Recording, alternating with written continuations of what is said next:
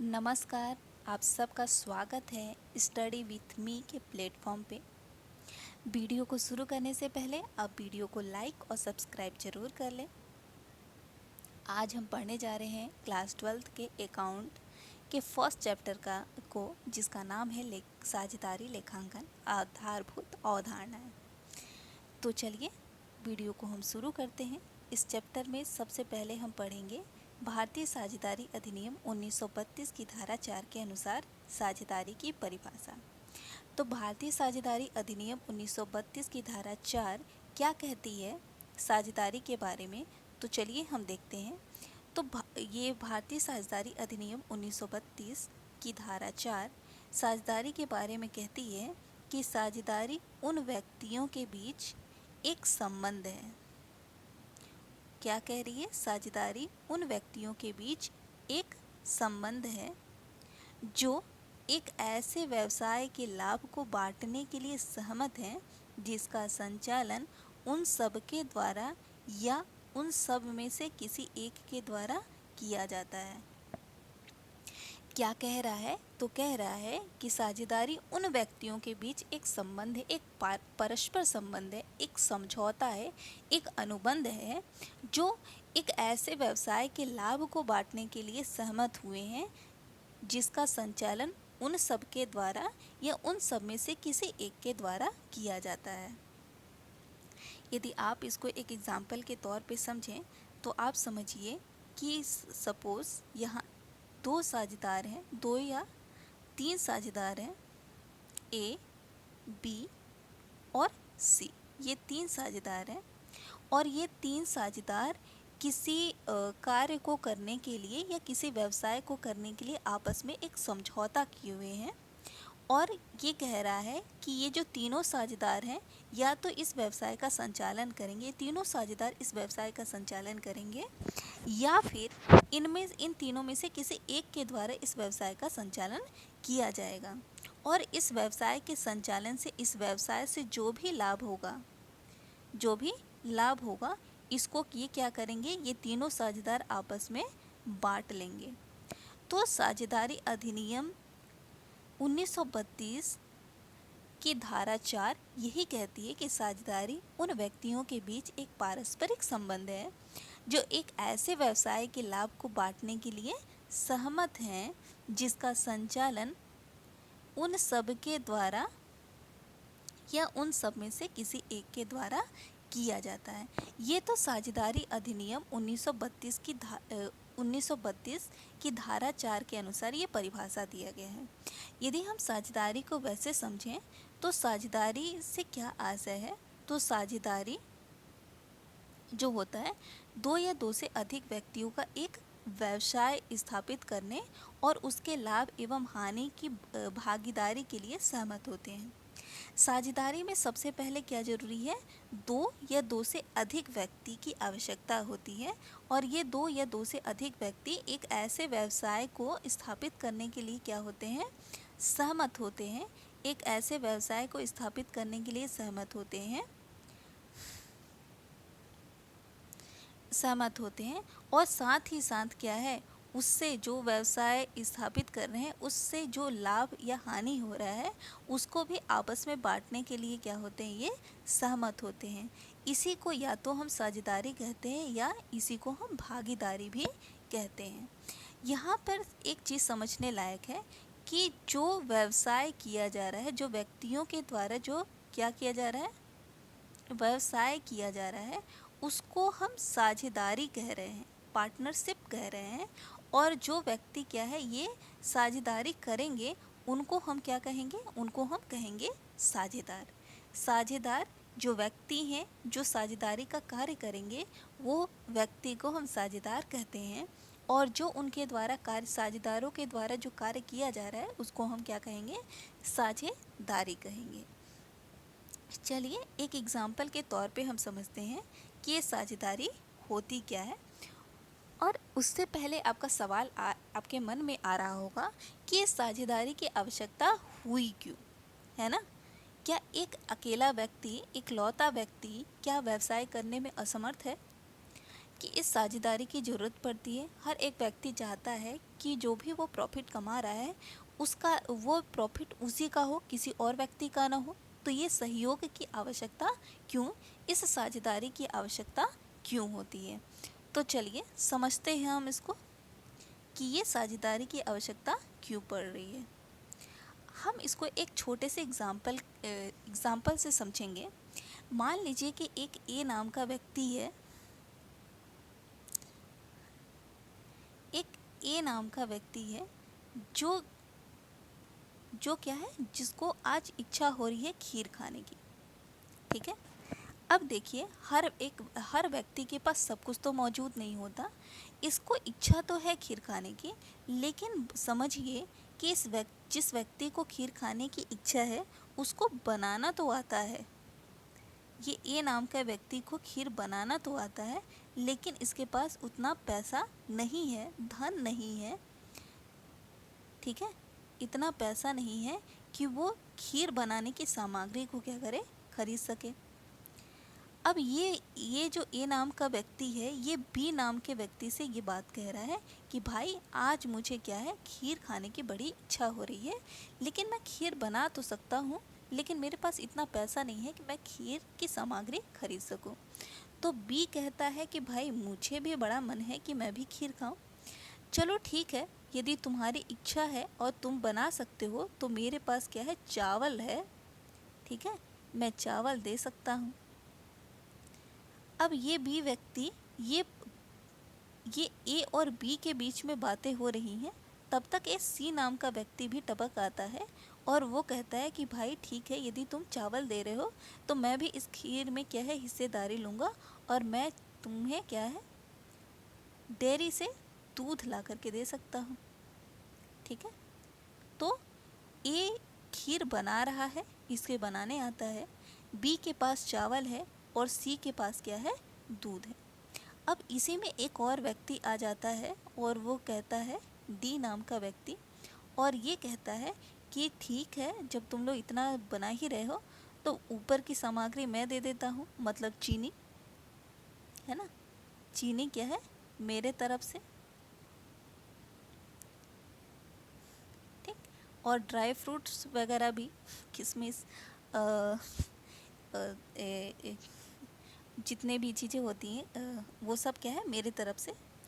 तो ये व्यक्ति कहता है कि चलो ठीक है, अब यदि इतनी सारी सामग्री इकट्ठा हो ही गई है तो अब खीर क्या है, चलो बनाते हैं। तो लोगों ने मिलजुल करके क्या है, एक खीर बनाई। अब समझिए कि ये खीर क्या है, बनकर तो तैयार हो गई, है ना। ये खीर क्या है, साझेदारी रूप से बनकर के तैयार हो गई। ए खीर बनाएगा क्योंकि इसको खीर बनाने आता है। बी ने चावल लाया, सी ने दूध लाया, डी ने चीनी लाया, ड्राई फ्रूट्स वगैरह लेके आया और खीर बनकर के तैयार हो गई। अब जब खीर बनकर के तैयार हो गई तो उसको क्या है, ढक कर के रख दिया गया कि अब सब मिल कर के हम क्या करेंगे, खीर खाएंगे। और तब तक पता चलता है कि बिल्ली सारी खीर चट कर गई। बिल्ली क्या कर गई, सारी खीर चट कर गई। अब क्या आप समझिए कि क्या पूरा ब्लेम किसी एक व्यक्ति पे लगने वाला है कि बिल्ली की देखभाल तुम लोगों ने क्यों नहीं की, कि ये बिल्ली सारा खीर क्या है, चट कर गई है। हुँ? क्या एक ही व्यक्ति का दायित्व था खीर पे ध्यान देने का, बिल्ली पे ध्यान देने का, कि कोई भी जानवर आकर के इस खीर को ना खाए?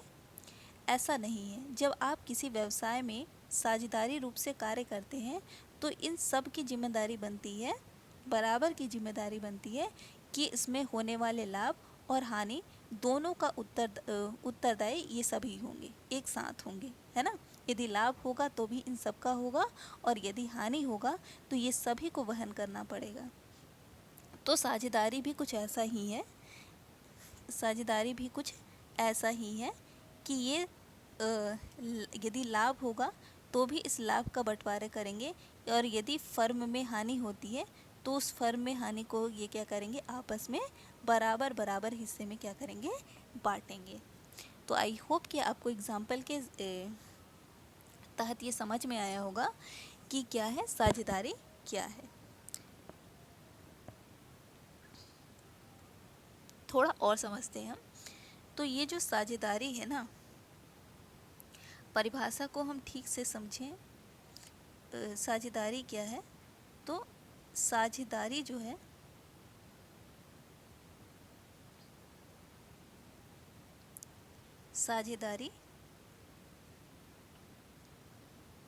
साझेदारी में सबसे पहले क्या है, दो या दो से अधिक व्यक्तियों की आवश्यकता होगी। वैसे ये देखें तो यदि बैंकिंग संस्था है तो वहाँ पे अधिकतम कितने होंगे, 10 सदस्य होंगे, ठीक। और यदि गैर बैंकिंग होगा तो वहाँ कितने होंगे, कम से अधिकतम 20 सदस्य होंगे, ठीक है।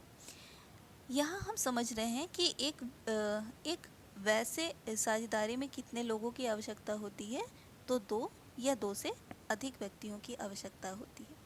और ये दो या दो से अधिक व्यक्ति क्या है, एक व्यवसाय की स्थापना करेंगे,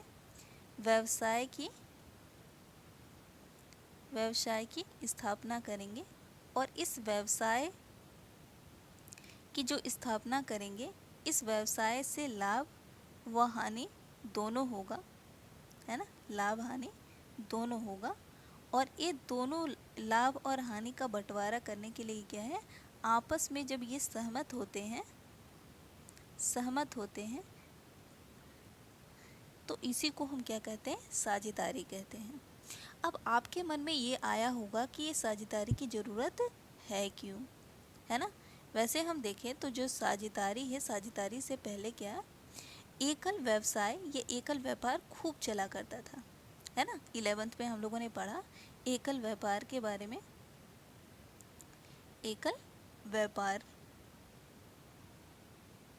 ठीक है, ये खूब चला करता था।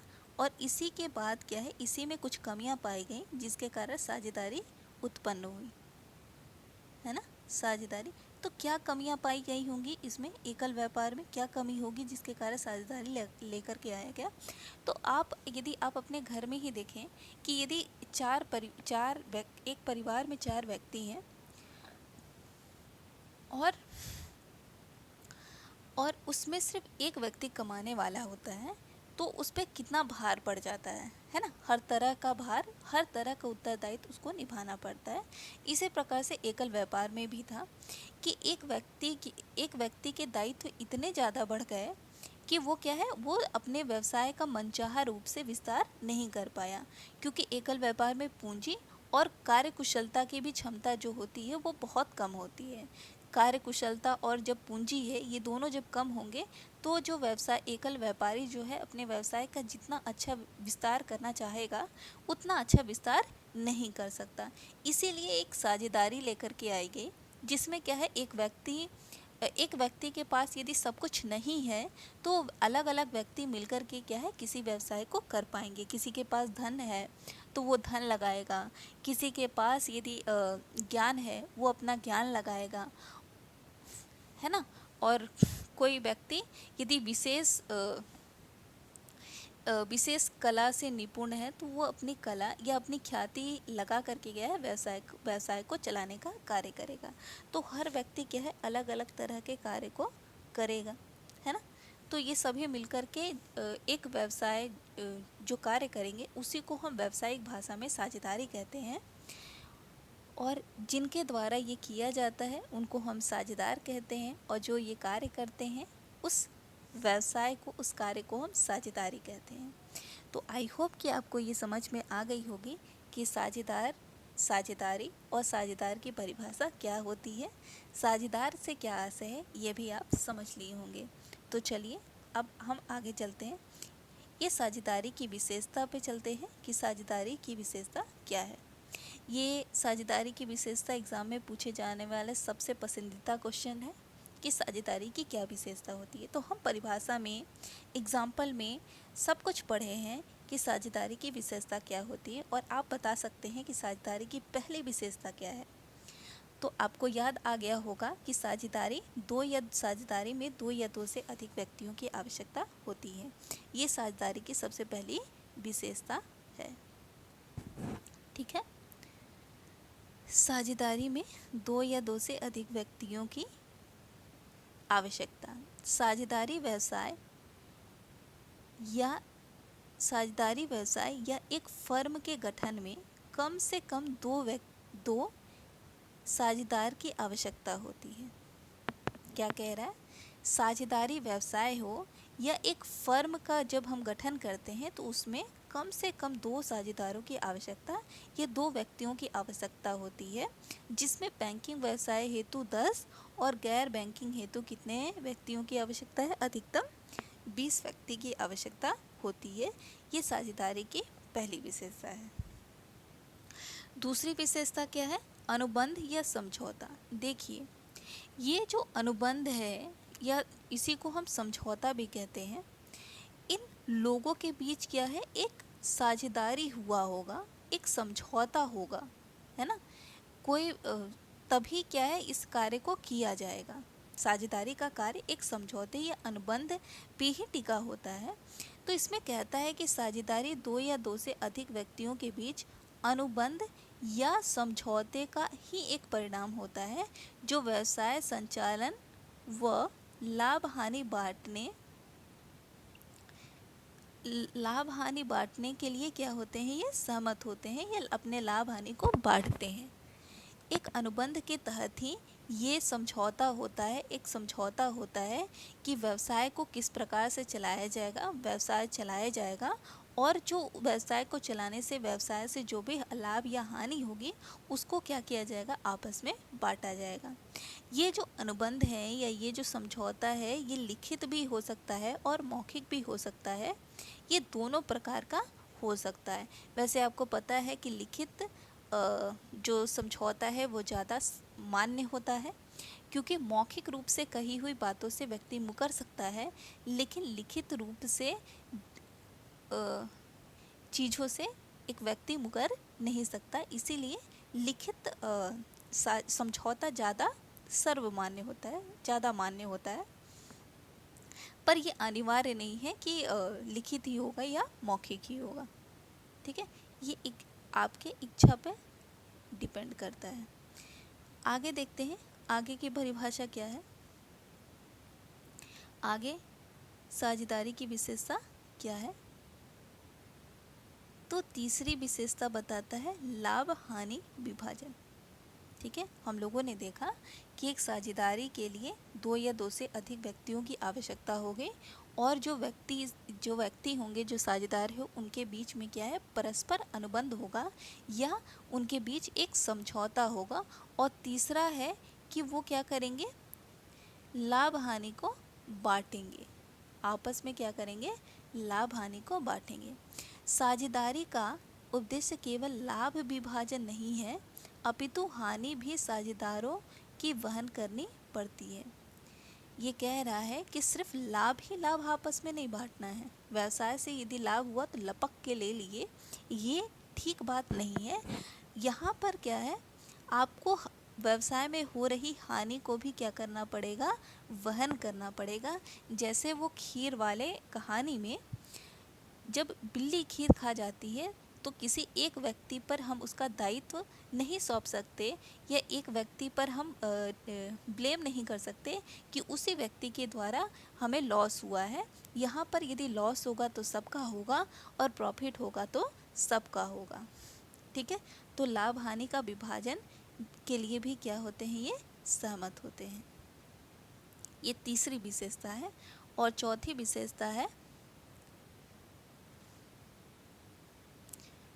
विशेषता है, असीमित दायित्व।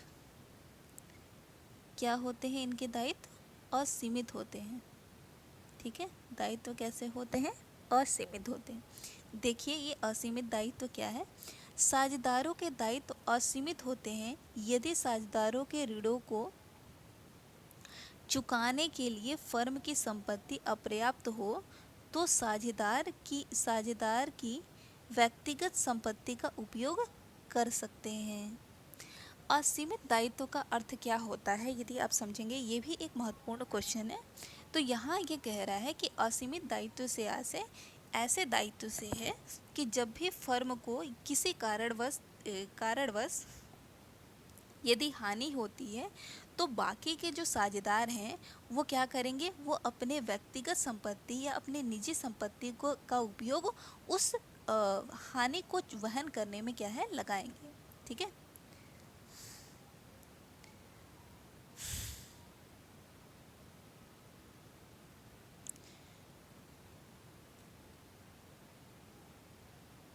और यहाँ पे वही चीज़ें कहा है कि साझेदारों के दायित्व असीमित होते हैं। और दायित्व असीमित कैसे होते हैं? तो यदि साझेदारों के ऋण की को चुकाने के लिए, यदि साझेदारों के द्वारा यदि किसी प्रकार का ऋण लिया गया है, ठीक है, या फर्म को किसी प्रकार का हानि हो रहा है, ठीक है, ये दोनों चीज़ें आप याद रखिएगा। यदि साझेदारों के द्वारा किसी प्रकार का ऋण लिया गया है और उस ऋण को चुकाने के लिए फर्म की संपत्ति जो है अपर्याप्त है, साझेदार फर्म के लिए क्या है, ऋण लेकर के रखा है और फर्म की संपत्ति क्या है, उसको चुकाने के लिए, उसको वहन करने के लिए अपर्याप्त है, तो साझेदारों का यह कर्तव्य बनता है कि साझेदार जो है वो व्यक्तिगत अपनी जो व्यक्तिगत संपत्ति है उसका उपयोग किस लिए करें, उस ऋण को चुकाने के लिए करें। ठीक है, तो असीमित उत्तरदायित्व आप समझ गए होंगे कि क्या है। और ये एक ऑब्जेक्टिव में पूछा जाने वाला क्वेश्चन है कि साझेदारों का जो दायित्व होता है वो किस प्रकार का होता है। तो आपको पता है कि साझेदारों का दायित्व असीमित होता है। ठीक है, अब उसके बाद पांचवी विशेषता आती है एजेंसी के संबंध। जो साझेदार है वो किस तरह का कार्य करता है, एजेंसी का कार्य करता है। मतलब साझेदार के परस्पर संबंध एजेंसी वाले होते हैं। साझेदार समस्त कार्य फर्म की ओर से करता है। जो साझेदार है वो जितने भी कार्य कर रहा है वो सब फर्म की ओर से कर रहा है और उसके द्वारा किए गए समस्त कार्यों के लिए फर्म तथा अन्य साझेदार भी उत्तरदायी हैं। कोई एक व्यक्ति क्या है इस उत्तरदायी नहीं है, बल्कि जो साझेदार कर रहा है उसके प्रति फर्म भी उत्तरदायी है और बाकी के जो साझेदार हैं वो भी इसके प्रति क्या है, उत्तरदायी हैं। तो इसीलिए कहता है कि जो साझेदार है उसका संबंध फर्म से किस प्रकार का होता है, तो एजेंसी वाला संबंध होता है। ठीक है, यहाँ पे एक साझेदारी से क्या आशय है इसके बारे में बताया गया है, थोड़ा इसको भी समझ लेते हैं। क्योंकि यहाँ क्वेश्चन पूछता है साझेदारी से क्या आशय है ना। जब दो या दो से अधिक व्यक्ति किसी समझौते के अनुसार वैधानिक व्यापार के संचालन से प्राप्त लाभ हानि को आपस में बांटने के लिए सहमत हो जाते हैं, तो इस प्रकार के व्यापारिक संस्था को साझेदारी कहते हैं। है ना, क्या कह रहा है तो आप देख लीजिए फिर से। कहता है जब दो या दो से अधिक व्यक्ति किसी समझौते के अनुसार किस तरह का व्यापार है, तो वैधानिक व्यापार के संचालन के लिए वैधानिक व्यापार के संचालन से प्राप्त लाभ और हानि को आपस में बांटने के लिए सहमत हों, तो इसी प्रकार के व्यापारिक संस्था को हम क्या कहते हैं, साझेदारी कहते हैं। ठीक है, चलिए नेक्स्ट देखते हैं। अब आप देख चुके हैं साझेदारी की परिभाषा, साझेदारी से क्या आशय है, साझेदारी की विशेषता। अब हम देखते हैं ये साझेदारों के अधिकार क्या होते हैं, क्या क्या अधिकार हैं इन साझेदारों के। तो सबसे पहला अधिकार साझेदार का क्या है, तो पहला अधिकार है व्यवसाय के संचालन का अधिकार। इन सबको, जैसे हम लोगों ने परिभाषा पढ़ा ना, जो व्यक्ति हैं, जो साझेदार हैं, वो उन्हें क्या है, व्यवसाय को संचालन का अधिकार है। सभी साझेदार को साझेदारी व्यवसाय के संचालन में भाग लेने का अधिकार होता है, क्योंकि साझेदारी व्यवसाय साझेदारों का व्यवसाय है।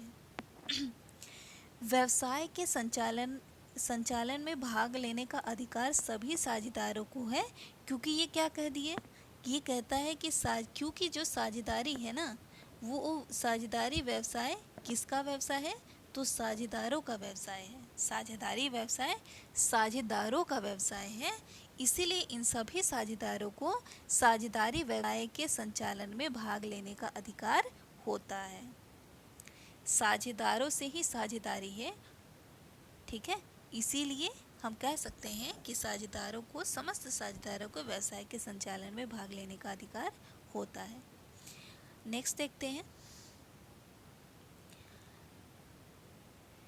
दूसरा क्या है, दूसरा अधिकार क्या है, तो दूसरा अधिकार है खाते व पुस्तकें देखने का अधिकार। है ना, ये नहीं कि बस क्या व्यवसाय में भाग ले लिए और खुश हो गए? नहीं, उससे संबंधित जितने भी खाते हैं या पुस्तकें हैं उन सब को देखने का अधिकार क्या है? साझेदारों को है। सभी साझेदार व्यवसाय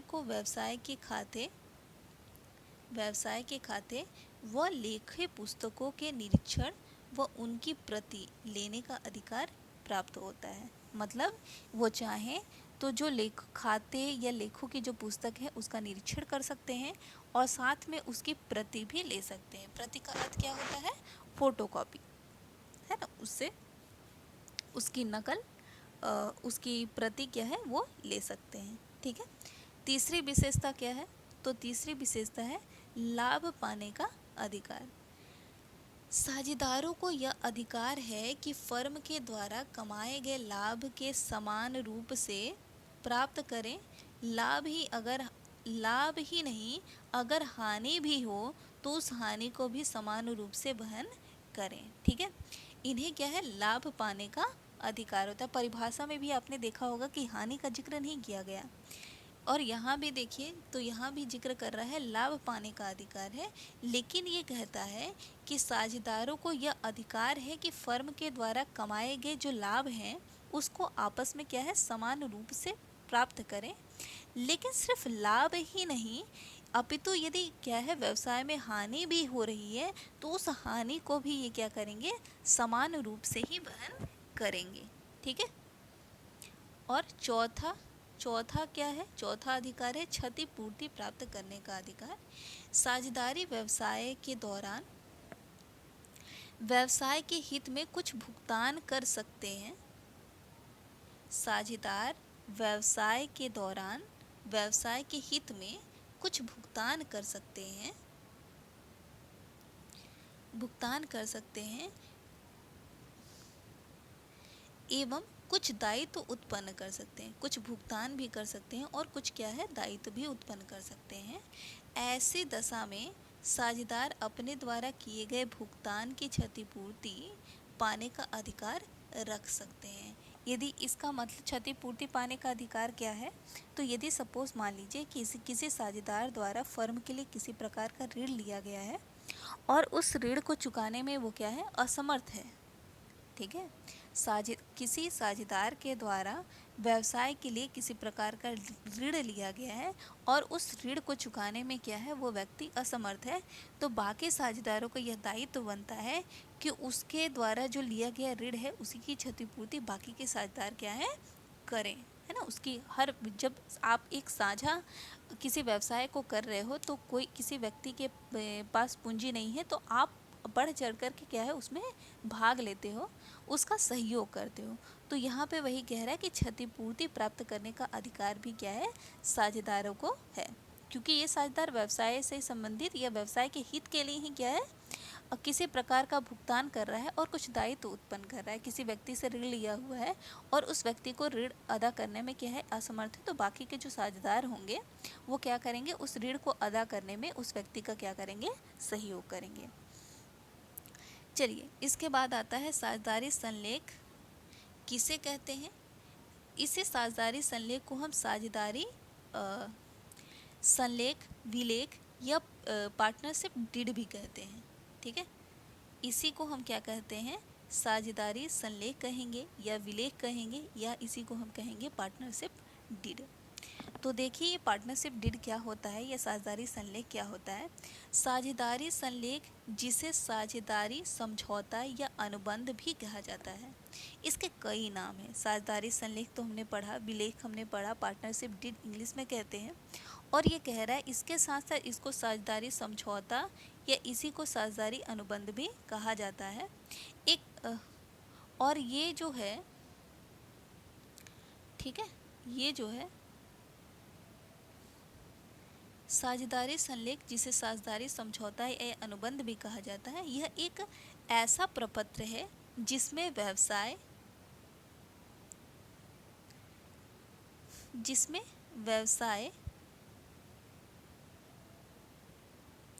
संचालित करने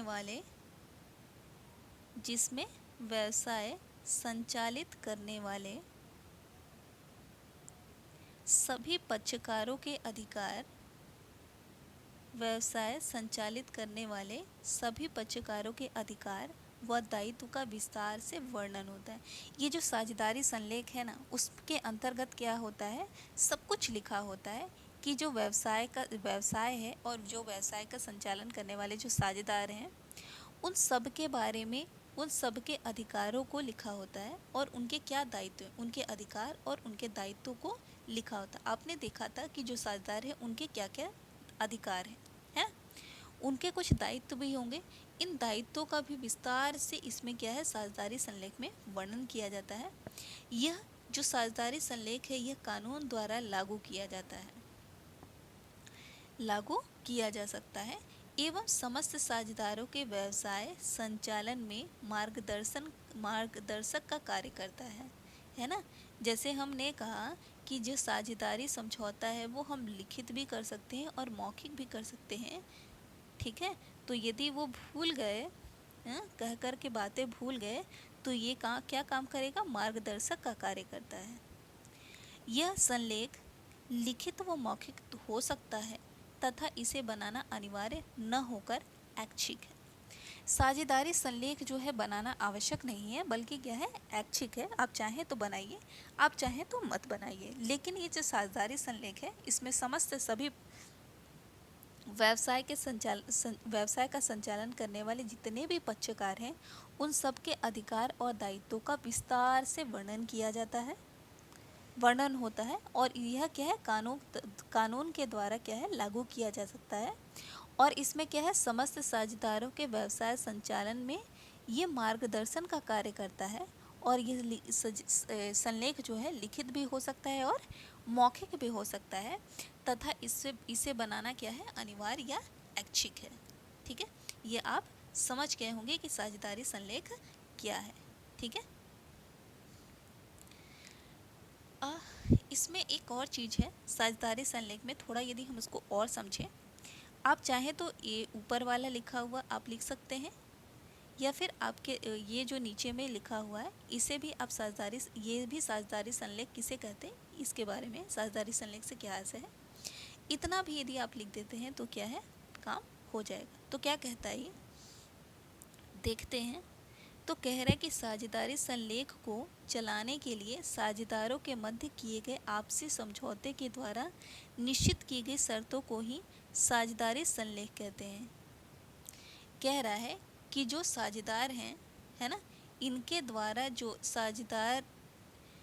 साझेदारी व्यवसाय को चलाने के लिए जो साझेदारों के द्वारा क्या किया गया है, एक समझौता किया गया है, आपस में समझौता किया गया है। आपसी समझौते के द्वारा निश्चित की गई शर्तों को ही साझेदारी संलेख कहते हैं। जो शर्तें उन लोगों ने आपस में रखी हैं, ठीक है, जो भी शर्तें हैं उनकी, जो इसमें लिखा गया है, उन्हीं शर्तों को क्या है, मानने का या उन्हीं शर्तों को बताने का ये क्या है, एक संलेख है।